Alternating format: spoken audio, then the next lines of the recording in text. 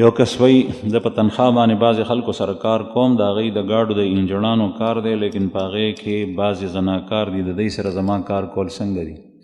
د چا باره کې دا ویل چې زناکار دي تر څو چې تا هغوی لیدلي نه دي داسې وینا ده ګناه ده یو مسلمان باندې غلط الزام نشي لګولی او داسې کس ته قاذف ویلی کېږي تهمت لګونکی او د هغه خپل حد دی په هغه باندې به حد جاري کېږي د چا په باره کې د زنا وینا ته هله کولی شي چې هغه تا لیدلی دا کومو اخباراتو کې چې دا راځي دا خبرې ټولې دا ټول د کافرو د مشرکینو سوچ دی د هغوی طریقې کار دی په معاشره کې ګن خورول دي زنا حرامه ده لیکن زنا افشاء الله جل شانه پټ ساتل لا هم ضروري کړي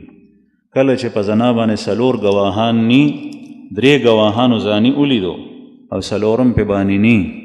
نو دغه 3 کسانو ته به هم په دی به حد جاري کېږي حد قذف ځکه چې څلورو نصاب نه دی پوره بیا ولې دی دا خبره افشا کوله نن سبا په اخباراتو کې په جرایدو کې د دې خبرو افشا کېږي او دا حرام دي